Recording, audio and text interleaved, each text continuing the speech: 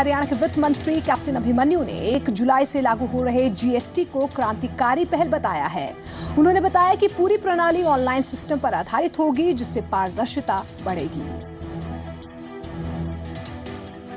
हरियाणा के वित्त मंत्री कैप्टन अभिमन्यु ने 1 जुलाई से लागू हो रहे जीएसटी को क्रांतिकारी पहल बताया है। 1 जुलाई से देश भर में जीएसटी यानी वस्तु एवं सेवा कर लागू होने जा रहा है। एक राष्ट्र एक कर की थीम पर आधारित इस नियम का मकसद है राज्यों और केंद्र के बीच कर व्यवस्था का सरलीकरण। हरियाणा के वित्त मंत्री कैप्टन अभिमन्यु ने इसे एक क्रांतिकारी पहल बताया है। टैक्स के संबंधित कानून है वो जीएसटी काउंसिल की रिकमेंडेशन के आधार पर मोटे मोटे उस दिशा में वो काम करेंगे। तो जीएसटी काउंसिल का जो पूरा वातावरण है बड़ा लोकतांत्रिक ढंग से, यूनानिमस तरीके से, सर्वसम्मति से, बिना किसी वोटिंग के तमाम निर्णय देश के हित में किए जा रहे हैं। कैप्टन अभिमन्यु के मुताबिक जीएसटी को लागू करने पर अधिकांश राज्यों ने अपनी सहमति दे दी है। वित्त मंत्री ने बताया कि ये पूरी प्रणाली ऑनलाइन सिस्टम पर आधारित होगी, जिससे पारदर्शिता बढ़ेगी। एक डीलर को एक ही अधिकारी के समक्ष आना होगा, उसमें कोई कंफ्यूजन नहीं होगी, एक ही जगह पर सारा काम होगा, पूरा काम ऑनलाइन प्रणाली से होगा, तो इसमें कहीं पर भी कोई कंफ्यूजन नहीं बचेगी। संविधान के प्रावधानों के मुताबिक 16 सितंबर के बाद नए करों को संशोधन में लागू नहीं किया जा सकता। ललित शर्मा, जी मीडिया, चंडीगढ़। मुख्यमंत्री मनोहर लाल के खिलाफ अपशब्द का इस्तेमाल करने के मामले में दीपेंद्र हुड्डा हरियाणा बीजेपी के निशाने पर आ गए। हरियाणा के मुख्यमंत्री मनोहर लाल के खिलाफ कांग्रेस नेता दीपेंद्र सिंह हुड्डा की टिप्पणी का मामला सूबे की सियासत में थमता नजर नहीं आ रहा है। प्रदेश के वित्त मंत्री कैप्टन अभिमन्यु ने इसे कांग्रेस की धृतराष्ट्र वाली कौरवी संस्कृति बताकर दीपेंद्र हुड्डा के संस्कार से जोड़ा है। जो भी ये आज खबरें आ रही हैं, ये उनकी ये राजनीतिक षड्यंत्र, जो धृतराष्ट्र रूपी उनका राजनीतिक षड्यंत्र है, ये उससे प्रेरित है, उससे ये प्रेरणा प्राप्त करके वो कर रहे हैं। और उनकी कुंठा की संस्कार इस बात में पता चलता है। वहीं हरियाणा के पूर्व मुख्यमंत्री भूपेंद्र सिंह हुड्डा ने अनिल विज के खादी कैलेंडर विवाद के बहाने बीजेपी पर चुटकी लेते हुए कहा कि उन्हें किसी अच्छे डॉक्टर से इलाज कराने की जरूरत है। कह चुका हूँ मैं, क्योंकि अनिल विज पहले भी रहे हैं विधानसभा के, मैं देख रहा हूँ इनको अब जरूरत है जरा किसी अच्छे डॉक्टर से इलाज करवाने की। मेरी सलाह है कि भाई अच्छे डॉक्टर से इनका दिखवाएं, पूरा चेक करवाएं। हरियाणा बीजेपी और कांग्रेस के बीच वार पलटवार का सिलसिला जारी है। वहीं सरकार अपने 2 साल के कार्यकाल का बखान करने में जुटी हुई है, तो विपक्ष इसे नेगेटिव मार्किंग देने में जुटा हुआ है। कुरुक्षेत्र से राकेश रोहिल्ला के साथ चंडीगढ़ से ललित शर्मा, जी मीडिया। हरियाणा के पूर्व मुख्यमंत्री भूपेंद्र सिंह हुड्डा ने एसवाईएल के मुद्दे पर इनेलो नेता अभय चौटाला को आड़े हाथों लिया। अंबाला के इस्माइलपुर में इनेलो द्वारा एसवाईएल नहर की खुदाई के मामले में इनेलो चौतरफा घिर गई है। हरियाणा में इनेलो द्वारा अंबाला के इस्माइलपुर से एसवाईएल नहर की खुदाई की शुरुआत करने की बात ने सूबे में सियासी हलचल मचा दी है। अंबाला से बीजेपी विधायक असीम गोयल ने इस मुद्दे पर इनेलो को डूबता हुआ जहाज करार देते हुए एसवाईएल के लिए किए गए प्रयासों पर श्वेत पत्र जारी करने की मांग की है।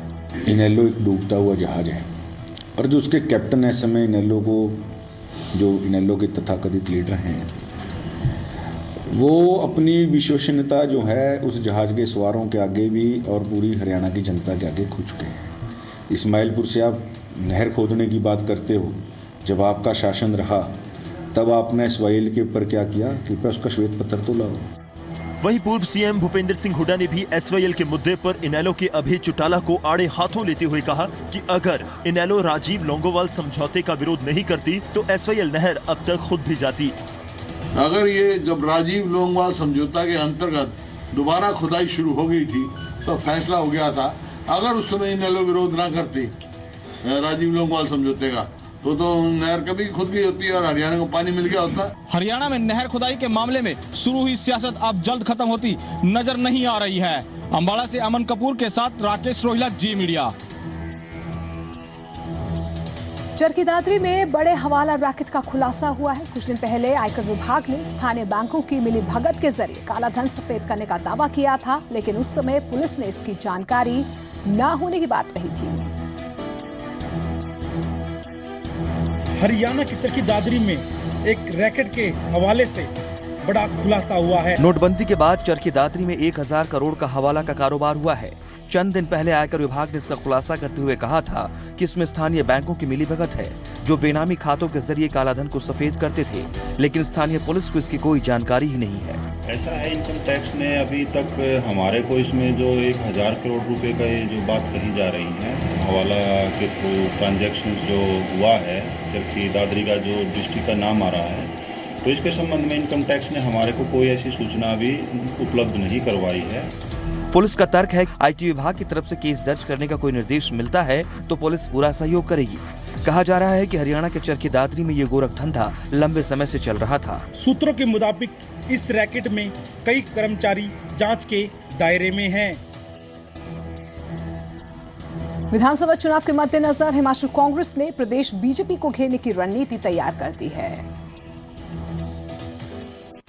हिमाचल कांग्रेस ने एक बार फिर नोटबंदी के खिलाफ शिमला में प्रदर्शन करने का ऐलान किया। हिमाचल में साल के अंत तक विधानसभा चुनाव होने हैं। ऐसे में सरकार हाथ आया कोई भी मुद्दा यूं ही जाने नहीं देना चाहती है।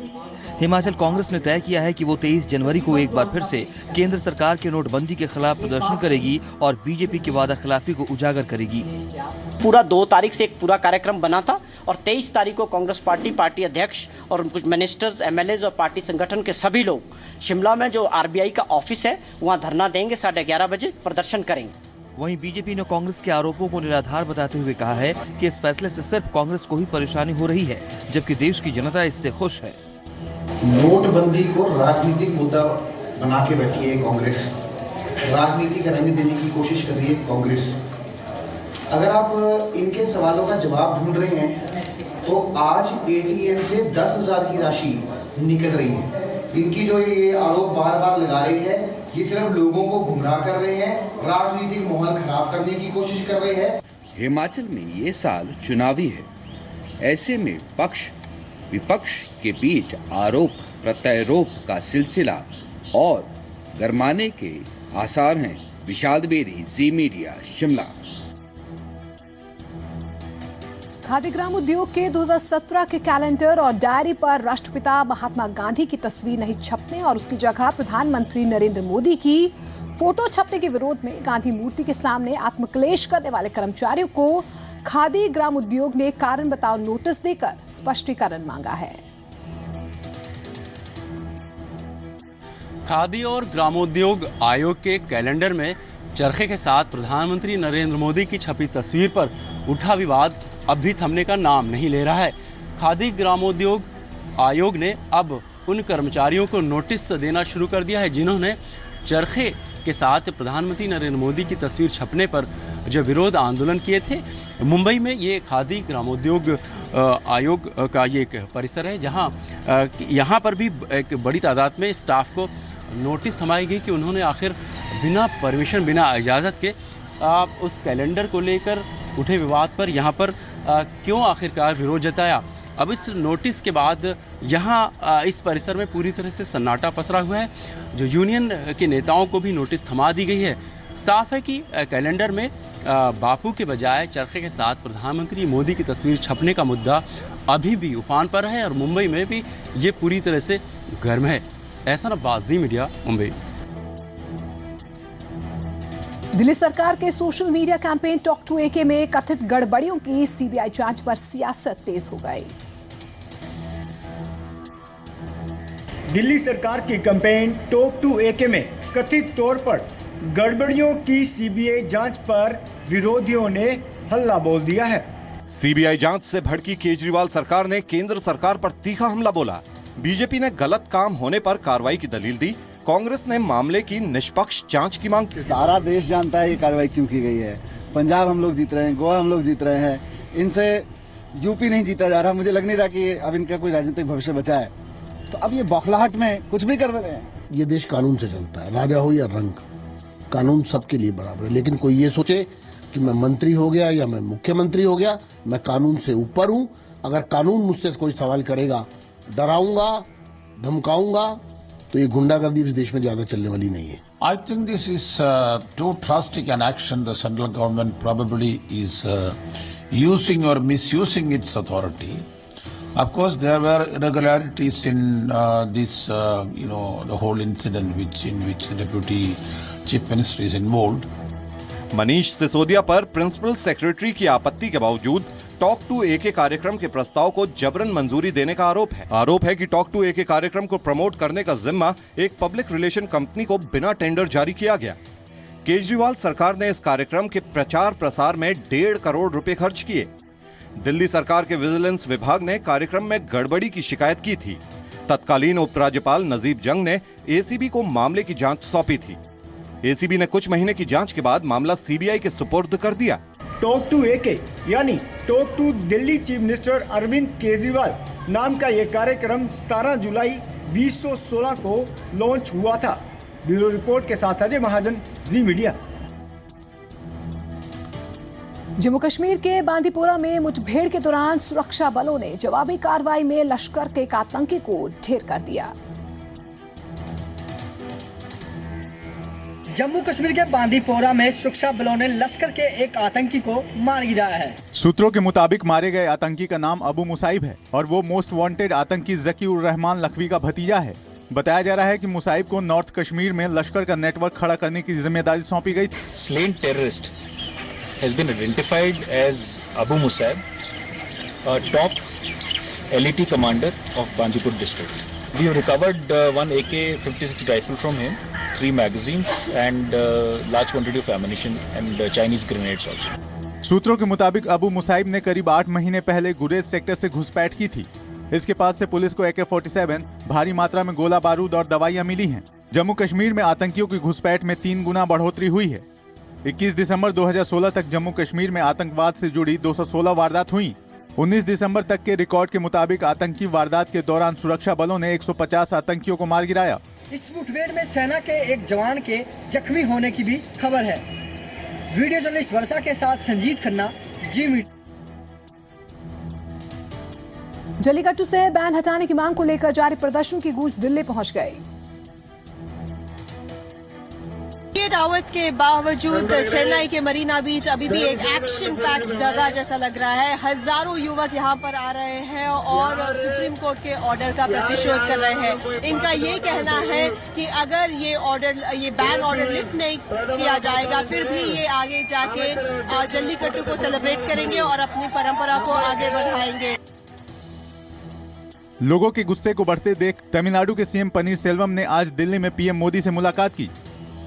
अध्यादेश के जरिए जल्लीकट्टू से बैन हटाने की गुजारिश की।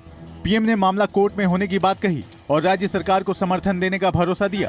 तमिलनाडु भवन के बाहर और जंतर मंतर पर जल्लीकट्टू से बैन हटाने की मांग को लेकर प्रदर्शन किया गया। चेन्नई के मरीना बीच पर आज भी हजारों की तादाद में प्रदर्शनकारी जुटे और जल्लीकट्टू से बैन हटने तक प्रदर्शन जारी रखने का ऐलान किया। तमिलनाडु के नेताओं के साथ ही आध्यात्मिक गुरु श्री श्री रविशंकर ने भी जल्लीकट्टू से बैन हटाने की मांग का समर्थन किया है, लेकिन एनिमल वेलफेयर बोर्ड ने सुप्रीम कोर्ट के बैन को सही ठहराया है। 2-4 लोगों ने तो इस कानून का उल्लंघन किया, नियम का उल्लंघन किया, मिर्ची वर्ची लगाया बैल पर। ये प्रथा नहीं है। थोड़े लोग ऐसे करते हैं, उसको लेके हम पूरे इस खेल को, क्रीड़ा को निषेध कर देते। वहाँ पे लोग हैं, उनमें एक समर्थन दिखता है कि जो उनके ट्रेडिशनल स्पोर्ट्स हैं या कुछ, उनको ऐसा लग रहा है। लेकिन अगर एक कोर्ट का ऑर्डर हो तो कोर्ट के ऑर्डर के साथ तो कंप्लाई करना पड़ता है। 2014 में सुप्रीम कोर्ट ने जल्लीकट्टू पर बैन लगाया था। फसलों की कटाई के त्योहार पोंगल के मौके पर जल्लीकट्टू का आयोजन किया जाता है। जल्लीकट्टू में एक बेकाबू बैल को भीड़ के बीच छोड़ा जाता है। खेल में हिस्सा लेने वाले लोग इस बैल को काबू में करने की कोशिश करते हैं। 2010 से 2014 के दौरान जल्लीकट्टू के कारण 17 लोगों की जान चली गई, जबकि 1100 से ज्यादा लोग घायल हो गए। चेन्नई में वीडियो जर्नलिस्ट पद्मनाभ राव के साथ निश्चिता। कटक वनडे में आज टीम इंडिया ने इंग्लैंड को जीत के लिए 382 रनों का लक्ष्य दिया है। इस मैच में आज पंजाब के शेर युवराज सिंह और ब्लास्टर MS धोनी ने शानदार शतक से दर्शकों का दिल जीत लिया। करीब 2 साल बाद भारतीय टीम में वापसी करने के बाद अपने दूसरे मैच में ही युवराज सिंह ने शानदार शतक ठोका। युवी ने 21 चौके और 1 छक्के की मदद से 98 गेंदों पर अपनी सेंचुरी पूरी की। शतक पूरा करते ही युवराज भावुक हो गए। युवराज ने अपने करियर का सबसे हाईएस्ट स्कोर बनाया और 127 बॉल पर 150 रन बनाकर आउट हुए। युवराज के साथ धोनी ने भी शानदार पार्टनरशिप की। धोनी ने भी 6 छक्कों और 10 चौकों की मदद से शानदार 134 रन बनाए। युवी और धोनी ने चौथे विकेट के लिए 256 रनों की पार्टनरशिप की। इंग्लैंड के खिलाफ युवराज का ये चौथा शतक है। इंग्लैंड के खिलाफ युवराज सिंह ने अपने करियर का 14वां शतक लगाया। इंग्लैंड के खिलाफ सबसे ज्यादा रन बनाने वाले भारतीय बन गए हैं युवराज सिंह। इंग्लैंड के खिलाफ युवराज सिंह ने 6 बॉल पर 6 छक्के लगाए थे। दुनिया भर में योग का लोहा मनवा चुके बाबा रामदेव का जौहर रेसलिंग में दिखा है। बाबा ने इंटरनेशनल रेसलर को चारों खाने चित कर दिया। योग गुरु बाबा रामदेव ने रेसलिंग मैट पर एक बार फिर से अपने योग के जौहर दिखाए। योग गुरु बाबा रामदेव ने 2008 के ओलंपिक्स में पहलवान सुशील को हराने वाले आंद्रे को 1-2 बार नहीं 5 बार पटखनी दी। जब बाउट खत्म हुआ तो बाबा ने आंद्रे को 12-0 से हरा दिया। रामदेव के दांव के आगे आंद्रे की एक नहीं चली। योग के अलावा बाबा रामदेव खेलों में अपना हुनर दिखाते रहते हैं। मैं मानता हूं कि ये कुश्ती दुनिया में सबसे प्रसिद्ध खेल है।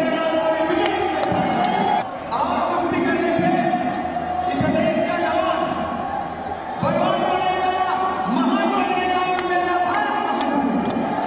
दिल्ली में बेटी बचाओ बेटी पढ़ाओ अभियान को बढ़ावा देने के लिए भी रामदेव फुटबॉल के मैदान में उतर चुके हैं। ब्यूरो रिपोर्ट के साथ नितिका महेश, प्रीत सी मीडिया। हिमाचल में मौसम के मौजूदा तेवर ने प्रशासन की चिंता बढ़ा दी है, जिसके चलते सैलानियों के लिए खास एडवाइजरी जारी कर दी गई है। भारी बर्फबारी के बाद शिमला पुलिस और प्रशासन ने नई एडवाइजरी जारी कर दी है। वादियों में बर्फबारी और ठंड के आलम को देखते हुए प्रशासन और पुलिस दोनों सतर्क हो गए हैं। बर्फबारी के इस मौसम में पुलिस ने सैलानियों के लिए खास एडवाइजरी जारी कर दी है। पुलिस ने सैलानियों को अत्यधिक बर्फ प्रभावित इलाकों में नहीं जाने की सलाह दी है। और टूरिस्टों से हम निवेदन करते हैं, हम टूरिस्टों को हिदायत देते हैं कि अब अपनी गाड़ी को लेके ऐसे जगह में ना जाएं जहां बर्फबारी की वजह से आप स्ट्रैंडेड रह जाएं और वहां आपकी गाड़ी भी फंस जाए और आप स्वयं भी फंस जाएं। बर्फबारी के बाद बड़ी ठंड की वजह से शिमला में 2 मौतें भी हो चुकी हैं, जिसके बाद स्वास्थ्य विभाग भी अलर्ट हो चुका है। आईजीएमसी ने भी एडवाइजरी जारी कर सैलानियों को सुबह और शाम के वक्त बर्फ प्रभावित इलाकों में जाने से परहेज करने और देर तक बर्फ के बीच नहीं रहने की सलाह दी है। मौसम खराब हो तो ऐसी डेस्टिनेशन में ना जाएं जहां पर वापसी के लिए रोड बंद होने का खतरा रहता है। लेकिन जैसा हमने देखा है 15-20 मिनट भी अगर बर्फबारी हो तो रास्ते बंद हो जाते हैं। बहुत सारे परिवारों के साथ लोग आए होते हैं, बच्चों के साथ लोग आए होते हैं और ऐसी जगहों में जब ट्रैप हो जाते हैं तो मुसीबत बढ़ जाती है, ठंड लग सकती है। कम कपड़े लेके लोग आए होते हैं तो इसमें आनंद जो ले रहे होते हैं लोग, साथ साथ में उनको दिक्कत भी हो सकती है। ऐसे में जरूरी है कि सैलानियों के साथ साथ आम लोग भी पुलिस और स्वास्थ्य विभाग की एडवाइजरी पर विशेष ध्यान दें। शिमला से मोहित प्रेम शर्मा के साथ रविंद्र सिंह, जी मीडिया। हिमाचल में बर्फबारी के बाद लोगों की मुश्किलें कम होने का नाम नहीं ले रही हैं। बिजली, पानी और सड़कें बंद होने से जनजीवन अस्त व्यस्त हो गया। शिमला में हुई बर्फबारी के बाद हालात अब तक सामान्य नहीं हो पाए हैं। शिमला में भारी बर्फबारी के बाद लोगों की मुश्किलें बढ़ गई हैं। बर्फबारी के बाद सबसे ज्यादा दिक्कतें बिजली, पानी की किल्लत और सड़क बहाली नहीं होने से हो रही है। अभी तो गुजारा बर्फ से कर रहे हैं, जो टपक रहा है पानी उससे गुजारा कर रहे हैं। बहुत ज़्यादा प्रॉब्लम्स आ रही है। काफ़ी टाइम से जब से स्नोफॉल हुआ है उसके बाद से हमें पानी बिल्कुल भी नहीं आया। इससे बहुत प्रॉब्लम हो रहा है, हमें पानी में बहुत प्रॉब्लम हो रहा है। हमें कुछ भी करके पानी इकट्ठा करना पड़ रहा है। कभी छतों से पानी टपक रहा है, वहाँ से हमें इकट्ठा करना पड़ रहा है। पाइप गर्म करके हमें पानी लेना पड़ रहा है। मतलब बहुत ज़्यादा प्रॉब्लम्स हो रही है। 14-15 दिन हो चुके हैं, हम पानी अच्छे से नहीं, मतलब अच्छा पानी हमें पीने को नहीं मिल रहा है। हालात तो सुधारने के लिए प्रशासन ने युद्ध स्तर पर काम छेड़ रखा है, जिसके बाद राजधानी के करीब 90% इलाकों में बिजली और सड़क मार्ग बहाल तो कर दिया गया है, लेकिन हालात पूरी तरह से सामान्य होने में अभी वक्त लगेगा। बहुत सारी दिक्कतें हो गई है, लोगों को गंदा पानी पीना पड़ रहा है, उससे कई प्रकार की बीमारियां भी फैल रही है। और जो जिला प्रशासन है अभी तक प्रशासन की ओर से कोई भी पुख्ता इंतजाम पानी के लिए नहीं किए गए और बिजली की जो व्यवस्था थी वो पिछले 7 और 8 दिन तक वो भी चरमरा गई थी और सड़कों की व्यवस्था भी ऐसी है हिमाचल में और जिला शिमला में खासकर। लोगों का कहना है कि प्रशासन द्वारा चलाए जा रहे राहत कार्यों में और ज्यादा तेजी लाई जानी चाहिए। मोहित प्रेम शर्मा, जी मीडिया, शिमला। जम्मू कश्मीर में बर्फबारी ने लोगों की परेशानी में इजाफा कर दिया है। रास्ते बंद होने की वजह से सैलानी भी मायूस नजर आ रहे हैं। जम्मू कश्मीर में लगातार बर्फबारी से रास्ते बंद हो रहे हैं और सैलानी बर्फ का लुत्फ नहीं उठा पा रहे हैं। धरती का स्वर्ग कहे जाने वाला जम्मू कश्मीर बर्फ की चादर से ढक गया है। शुरुआत में बर्फबारी हुई तो लोग बेहद उत्साहित नजर आए, सैलानियों के चेहरे खिल गए, लेकिन हर दिन के साथ यहाँ बर्फबारी बढ़ती गई, जिसके चलते अब ज्यादा बर्फबारी से लोग परेशान हैं। पटनीटॉप और पुंछ के स्थानीय लोगों का कहना है कि रास्ते बंद होने से उन्हें खासी परेशानी हो रही है। उनका कहना है कि इससे न सिर्फ कारोबार में कमी आई है बल्कि सैलानी भी वापस जाने लगे हैं। सर जी, पहले नंबर पर तो खुशी की बात थी कि 4 साल के बाद स्नो गिरी है इतनी अच्छी, लेकिन अब इतनी ज्यादा गिर गई है कि उससे टूरिस्ट भी घबरा रहा है, तो आने के लिए रास्ते बंद है। लाइव स्नोफॉल हो रहा है, टूरिस्ट आ रहा है, अच्छा स्नोफॉल हो रहा है। यही है, थोड़ा बिजली का प्रॉब्लम है और पानी की प्रॉब्लम है। जितना हम ऊंचा जाएंगे आगे मुगल रोड पे तो उतना ही हमें ज़्यादा बर्फ़ मिलेगी और बर्फ़बारी ज़्यादा होने की वजह से ये मुगल रोड जो है ये ट्रांसपोर्ट पूरी तरह से ठप हो चुका है। हम यही चाहते हैं टेंडर होना चाहिए, यहाँ मुगल रोड खुलनी चाहिए, हमारा रास्ता ठीक होना चाहिए। हमारी जो तजारतें हैं वो हम लोग यहाँ बिजनेस करते थे वो बंद हो चुकी है। ये मुगल रोड के बारे में सर मैं बता रहा हूँ कि मुगल रोड में आज 10-15 दिन से बर्फ़बारी जारी है और गाड़ियाँ जो लोगों ने ली ये लोन पे, बैंक वाले उनको तंग करते हैं, हमारी गाड़ियाँ खड़ी हैं, ये लोग कहाँ से पैसा दें बैंक को, इसलिए बहुत परेशानी आ रही है। पटनीटॉप में मौसम का मजा लेने वाले सैलानी भी अब मायूस नजर आने लगे हैं। उनका कहना है कि पटनीटॉप में खाना महंगा मिल रहा है और अब ज्यादा ठंड होने और रास्ते बंद होने की वजह से वो मौसम का मजा नहीं ले पा रहे और उनकी छुट्टियां खराब हो रही हैं। हाँ, आए थे होटल में, ना यहाँ पानी है ना बिजली का कोई बंदोबस्त है, बड़ी मुश्किल से हम 2 दिन से रह रहे हैं यहाँ पे। घाटी में लगातार जारी बर्फबारी से जनजीवन पर खासा असर पड़ रहा है। ब्यूरो रिपोर्ट के साथ यशराज, जी मीडिया। और अब जाते जाते देखिए मौसम का हाल। पिछले कई दिनों के बाद आज दिल्ली समेत पहाड़ी इलाकों में धूप में थोड़ी गर्माहट की वजह से आज लोगों ने राहत महसूस की। दिल्ली का अधिकतम तापमान आज 19 डिग्री सेल्सियस रहा, जबकि गुरुग्राम का 20 डिग्री सेल्सियस और हिसार का 19 डिग्री सेल्सियस। वहीं चंडीगढ़ का अधिकतम तापमान आज 18 डिग्री सेल्सियस नोट किया गया। पंजाब की बात करें तो आज अमृतसर का अधिकतम तापमान 14 डिग्री सेल्सियस और बठिंडा का 16 डिग्री सेल्सियस तापमान रहा, जबकि लुधियाना और पटियाला में आज पारा 17 डिग्री सेल्सियस रिकॉर्ड हुआ। बात हिमाचल के प्रमुख शहरों की करें तो मनाली में आज तापमान 6 डिग्री सेल्सियस, शिमला में 12 डिग्री सेल्सियस और धर्मशाला में 13 डिग्री सेल्सियस रहा। वहीं जम्मू कश्मीर की राजधानी श्रीनगर में आज तापमान 5 डिग्री सेल्सियस रहा। पहाड़ी राज्यों में ठंड और गर्म बरकरार है, जिसका लोगों की दिनचर्या पर भी खासा असर देखने को मिल रहा है। ब्यूरो रिपोर्ट, जी मीडिया।